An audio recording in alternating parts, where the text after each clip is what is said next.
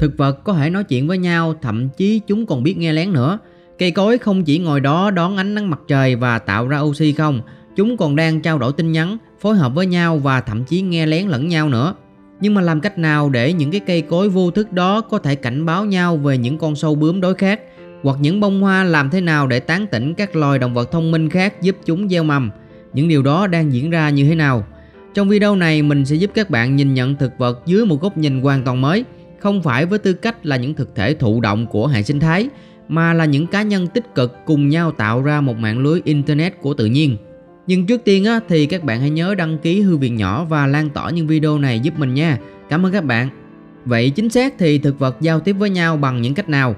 Hãy bắt đầu với điều mà bạn có thể đã từng nghe đến, đó là những tín hiệu hóa học. Khi một cái cây bị căng thẳng, ví dụ như lúc chúng bị tấn công bởi các động vật ăn cỏ, nó thường giải phóng một thứ được gọi là hợp chất hữu cơ dễ bay hơi, hay là VOC. Hãy coi VOC giống như là những email dựa trên mùi hương mà thực vật gửi thông điệp cho nhau. Những hợp chất này có thể bay trong không khí đến các cây gần đó và cảnh báo nguy hiểm cho các cây khác. Những cái cây gần đó khi mà nhận được mail rồi thì chúng có thể kích hoạt và sản xuất ra các chất hóa học phòng thủ để xua đuổi côn trùng.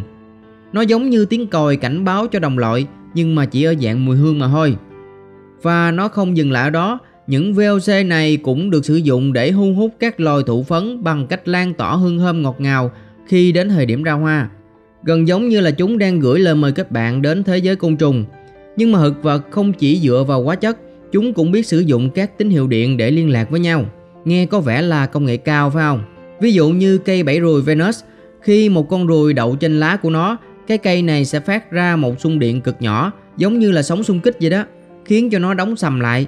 Một số loài cây khác như là loài Mimosa, hay chúng ta còn gọi là cây mắc cỡ cũng có phản ứng tương tự. Lá của nó gặp lại ngay lập tức chỉ cần chúng ta chạm nhẹ vào thôi. Nó hơi giống dây thần kinh ở động vật nhưng mà đơn giản hơn nhiều. Những tín hiệu điện này cho phép thực vật phản ứng nhanh chóng với những thay đổi hoặc là mối đe dọa từ môi trường. Gần như thể các cây đang suy nghĩ về bước đi tiếp theo của nó, mặc dù không hoàn toàn giống như cách mà chúng ta làm. Và nếu bạn cho rằng cây đang nói chuyện với nhau chỉ bằng tín hiệu điện thì thật ra mạng lưới thực vật phức tạp hơn rất nhiều. Thực vật cũng được kết nối dưới lòng đất thông qua một thứ mà các nhà khoa học gọi là World Wide Web. Chúng là một cái mạng lưới internet riêng của thực vật.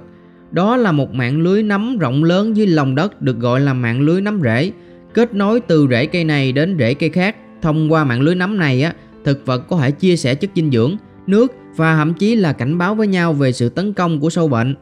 Hệ thống internet này không chỉ giới hạn ở cây cối và nấm, nó có thể kết nối cả một khu rừng. Đó là một mạng lưới toàn rừng.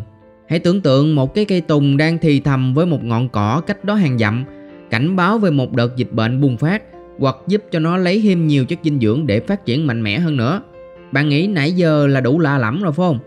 Nhưng mà cái này nghe còn lạ hơn. Thực vật thậm chí có thể sử dụng âm thanh để giao tiếp với nhau. Các nghiên cứu gần đây cho thấy thực vật phát ra rung động siêu âm khi mà chúng bị căng thẳng. Những âm thanh này quá cao đối với tai của chúng ta, nhưng có thể được phát hiện bởi một số thiết bị nhất định. Ví dụ như một cây đang khát nước có thể phát ra những âm thanh có tần số cụ thể, báo hiệu nó đang cần nước. Và khả năng giao tiếp của thực vật còn trở nên khốc liệt hơn với cái mà các nhà khoa học gọi là khả năng nghe lén bằng các chất hóa học. Một số thực vật thực sự có thể phát hiện các tín hiệu hóa học phát ra từ các thực vật khác ở gần đó, ngay cả khi những tín hiệu đó không dành cho chúng. Hãy tưởng tượng một cái cây đang lắng nghe lời thì thầm của mấy anh bạn hàng xóm. Nếu mà người hàng xóm đó đang bị sâu bệnh tấn công thì thông tin chúng nghe được có thể giúp cho chúng phòng thủ tốt hơn trước khi trở thành mục tiêu tiếp theo. Nó giống như là một phiên bản thực vật của hoạt động gián điệp vậy đó. Các loài thực vật thực sự thuần phục những kỹ năng giao tiếp này và họ thường kết hợp chúng lại với nhau. Nhưng mà tại sao thực vật lại cần thiết phải giao tiếp với nhau? Bạn thấy thực vật tích hợp tất cả những tín hiệu này để thích nghi với môi trường xung quanh chúng. Bởi vì cái bất lợi chính của chúng là khả năng di chuyển bị hạn chế, nên chúng buộc phải phát triển những khả năng thích nghi tại chỗ. Ví dụ như một cái cây ở nơi bóng râm mát mẻ thì chúng cần phải điều chỉnh những mô hình phát triển để tiếp cận với nhiều ánh sáng hơn. Thực vật cũng có những phản hồi thích hợp với thông tin chúng nhận được, nghĩa là chúng có thể điều chỉnh chiến lược của mình dựa trên những gì đang xảy ra xung quanh chúng. Vì vậy nếu mối đe dọa đang đến gần chúng có thể giải phóng nhiều VOC phòng thủ hơn, hoặc nếu nước đang khan hiếm, chúng có thể giảm việc chia sẻ chất dinh dưỡng lại để bảo tồn tài nguyên.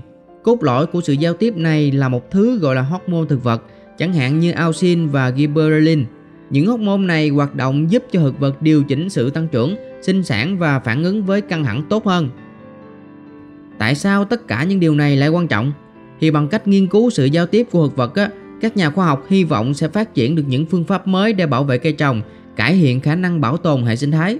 Hãy tưởng tượng là những loài cây trồng có thể cảnh báo với nhau về hạn hán hoặc sâu bệnh, giảm nhu cầu sử dụng thuốc sâu và tăng năng suất cho chúng ta.